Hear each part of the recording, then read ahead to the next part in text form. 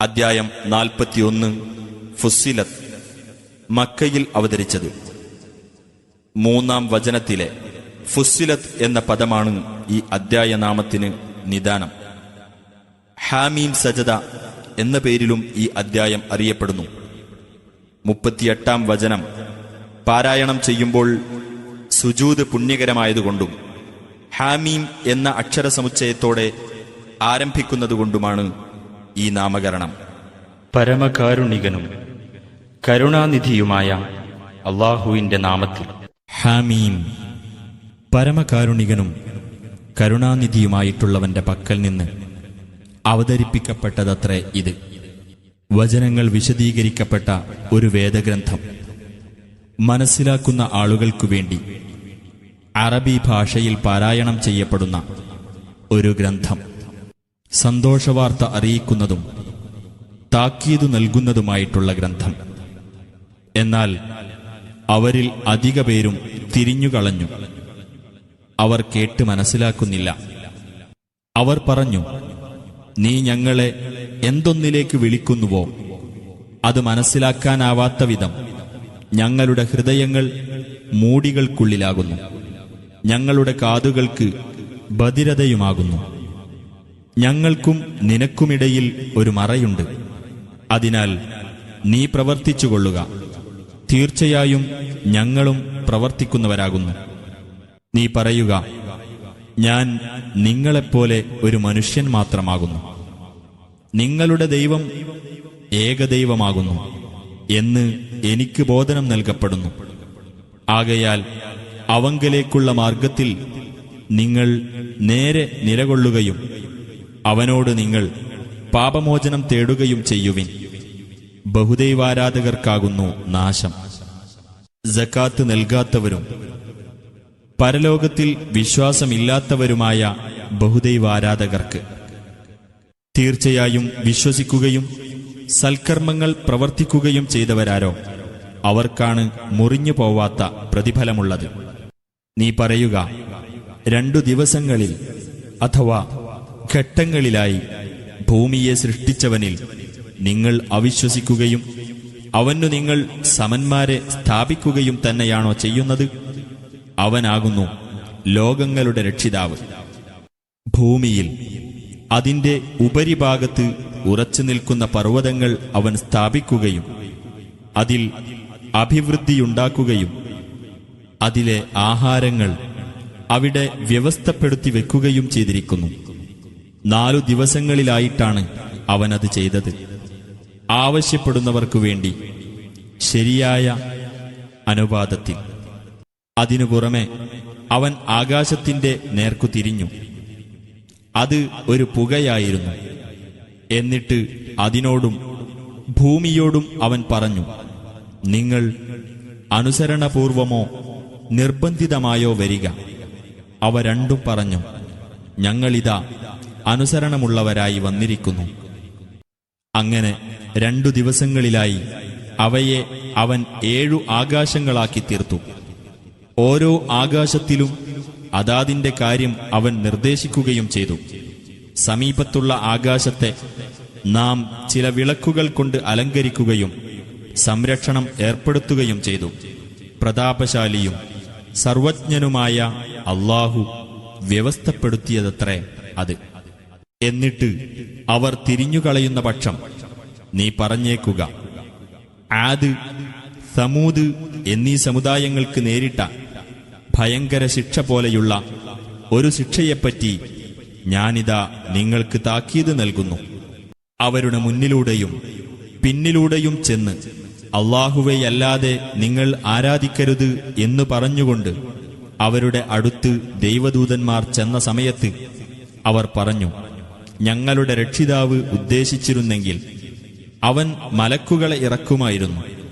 അതിനാൽ നിങ്ങൾ ഏതൊന്നുമായി അയക്കപ്പെട്ടിരിക്കുന്നുവോ അതിൽ തീർച്ചയായും ഞങ്ങൾ വിശ്വാസമില്ലാത്തവരാകുന്നു. എന്നാൽ ആദ് സമുദായം ന്യായം കൂടാതെ ഭൂമിയിൽ അഹംഭാവം നടിക്കുകയും ഞങ്ങളെക്കാൾ ശക്തിയിൽ മികച്ചവർ ആരുണ്ട് എന്ന് പറയുകയുമാണ് ചെയ്തത്. അവർക്ക് കണ്ടുകൂടെ അവരെ സൃഷ്ടിച്ച അല്ലാഹു തന്നെയാണ് അവരെക്കാൾ ശക്തിയിൽ മികച്ചവനെന്ന് നമ്മുടെ ദൃഷ്ടാന്തങ്ങളെ അവർ നിഷേധിച്ചു കളയുകയായിരുന്നു. അങ്ങനെ ദുരിതം പിടിച്ച ഏതാനും ദിവസങ്ങളിൽ അവരുടെ നേർക്ക് ഉഗ്രമായ ഒരു ശീതക്കാറ്റ് നാം അയച്ചു. ഐഹിക ജീവിതത്തിൽ അവർക്ക് അപമാനകരമായ ശിക്ഷ നാം ആസ്വദിപ്പിക്കാൻ വേണ്ടിയത്രേ അത്. എന്നാൽ പരലോകത്തിലെ ശിക്ഷയാണ് കൂടുതൽ അപമാനകരം. അവർക്ക് സഹായമൊന്നും നൽകപ്പെടുകയുമില്ല. എന്നാൽ സമൂദ് ഗോത്രമോ, അവർക്ക് നാം നേർവഴി കാണിച്ചു കൊടുത്തു. അപ്പോൾ സന്മാർഗത്തെക്കാളുപരി അന്ധതയെ അവർ പ്രിയങ്കരമായി കരുതുകയാണ് ചെയ്തത്.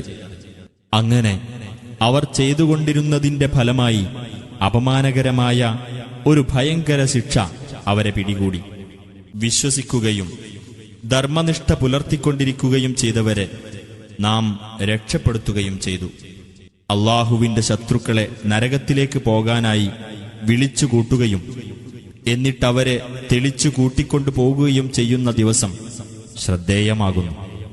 അങ്ങനെ അവർ നരകത്തിൽ ചെന്നാൽ അവരുടെ കാതും അവരുടെ കണ്ണുകളും അവരുടെ തൊലികളും അവർക്കെതിരായി അവർ പ്രവർത്തിച്ചിരുന്നതിനെപ്പറ്റി സാക്ഷ്യം വഹിക്കുന്നതാണ്. തങ്ങളുടെ തൊലികളോട് അവർ പറയും, നിങ്ങൾ എന്തിനാണ് ഞങ്ങൾക്കെതിരായി സാക്ഷ്യം വഹിച്ചത്? തൊലികൾ പറയും, എല്ലാ വസ്തുക്കളെയും സംസാരിപ്പിച്ച അല്ലാഹു ഞങ്ങളെ സംസാരിപ്പിച്ചതാകുന്നു. ആദ്യ തവണ നിങ്ങളെ സൃഷ്ടിച്ചത് അവനാണല്ലോ. അവങ്കലേക്കു തന്നെ നിങ്ങൾ മടക്കപ്പെടുകയും ചെയ്യുന്നു. നിങ്ങളുടെ കാതോ നിങ്ങളുടെ കണ്ണുകളോ നിങ്ങളുടെ തൊലികളോ നിങ്ങൾക്കെതിരിൽ സാക്ഷ്യം വഹിക്കുമെന്ന് കരുതി നിങ്ങൾ അവയിൽ നിന്നും ഒളിഞ്ഞിരിക്കാറുണ്ടായിരുന്നില്ലല്ലോ. എന്നാൽ നിങ്ങൾ വിചാരിച്ചത് നിങ്ങൾ പ്രവർത്തിക്കുന്നതിൽ മിക്കതും അല്ലാഹു അറിയില്ലെന്നാണ്. അതത്രേ നിങ്ങളുടെ രക്ഷിതാവിനെപ്പറ്റി നിങ്ങൾ ധരിച്ചുവെച്ച ധാരണ. അത് നിങ്ങൾക്ക് നാശം വരുത്തി. അങ്ങനെ നിങ്ങൾ നഷ്ടക്കാരിൽപ്പെട്ടവരായിത്തീർന്നു. ഇനി അവർ സഹിച്ചു കഴിയുകയാണെങ്കിൽ ആ നരകം തന്നെയാകുന്നു അവർക്കുള്ള പാർപ്പിടം. അവർ വിട്ടുവീഴ്ച തേടുകയാണെങ്കിലോ വിട്ടുവീഴ്ച നൽകപ്പെടുന്നവരുടെ കൂട്ടത്തിൽ അവർ പെടുകയുമില്ല. അവർക്കു നാം ചില കൂട്ടുകാരെ ഏർപ്പെടുത്തിക്കൊടുത്തു. എന്നിട്ട് ആ കൂട്ടാളികൾ അവർക്ക് തങ്ങളുടെ മുമ്പിലുള്ളതും പിന്നിലുള്ളതും അലംകൃതമായി തോന്നിച്ചു. ജിന്നുകളിൽ നിന്നും മനുഷ്യരിൽ നിന്നും അവർക്ക് മുമ്പ് കഴിഞ്ഞുപോയിട്ടുള്ള സമുദായങ്ങളുടെ കൂട്ടത്തിൽ ഇവരുടെ മേലും ശിക്ഷയെപ്പറ്റിയുള്ള പ്രഖ്യാപനം സ്ഥിരപ്പെടുകയുണ്ടായി. തീർച്ചയായും അവർ നഷ്ടം പറ്റിയവരായിരുന്നു. സത്യനിഷേധികൾ പറഞ്ഞു, നിങ്ങൾ ഈ ഖുർആൻ ശ്രദ്ധിച്ചു കേൾക്കരുത്. അത് പാരായണം ചെയ്യുമ്പോൾ നിങ്ങൾ ബഹളമുണ്ടാക്കുക. നിങ്ങൾക്ക് അതിനെ അതിജയിക്കാൻ കഴിഞ്ഞേക്കാം. എന്നാൽ ആ സത്യനിഷേധികൾക്ക് നാം കഠിനമായ ശിക്ഷ ആസ്വദിപ്പിക്കുക തന്നെ ചെയ്യും. അവർ പ്രവർത്തിച്ചുകൊണ്ടിരുന്നതിൽ അതിനീചമായതിനുള്ള പ്രതിഫലം നാം അവർക്ക് നൽകുക തന്നെ ചെയ്യും. അതത്രേ അല്ലാഹുവിന്റെ ശത്രുക്കൾക്കുള്ള പ്രതിഫലമായ നരകം. അവർക്ക് അവിടെയാണ് സ്ഥിരവാസത്തിനുള്ള വസതി. നമ്മുടെ ദൃഷ്ടാന്തങ്ങളെ അവർ നിഷേധിച്ചു കളഞ്ഞിരുന്നതിനുള്ള പ്രതിഫലമത്രേ അത്. സത്യനിഷേധികൾ പറയും, ഞങ്ങളുടെ രക്ഷിതാവേ, ഞങ്ങളെ പിഴപ്പിച്ചവരായ ജിന്നുകളിൽ നിന്നും മനുഷ്യരിൽ നിന്നുമുള്ള 2 വിഭാഗത്തെ നീ ഞങ്ങൾക്കു കാണിച്ചു തരണമേ. അവർ അധമന്മാരുടെ കൂട്ടത്തിലാകത്തക്കവണ്ണം ഞങ്ങൾ അവരെ ഞങ്ങളുടെ പാദങ്ങൾക്ക് ചുവട്ടിലിട്ട് ചവിട്ടട്ടെ.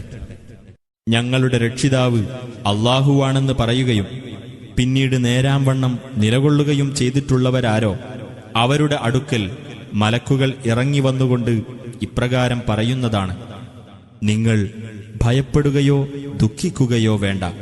നിങ്ങൾക്ക് വാഗ്ദാനം നൽകപ്പെട്ടിരുന്ന സ്വർഗത്തെപ്പറ്റി നിങ്ങൾ സന്തോഷമടഞ്ഞുകൊള്ളുക. ഐഹിക ജീവിതത്തിലും പരലോകത്തിലും ഞങ്ങൾ നിങ്ങളുടെ മിത്രങ്ങളാകുന്നു. നിങ്ങൾക്ക് പരലോകത്ത് നിങ്ങളുടെ മനസ്സുകൾ കൊതിക്കുന്നതെല്ലാം ഉണ്ടായിരിക്കും. നിങ്ങൾക്കവിടെ നിങ്ങൾ ആവശ്യപ്പെടുന്നതെല്ലാം ഉണ്ടായിരിക്കും. ഏറെ പൊറുക്കുന്നവനും കരുണാനിധിയുമായ അല്ലാഹുവിങ്കൽ നിന്നുള്ള സൽക്കാരമത്രേ അത്.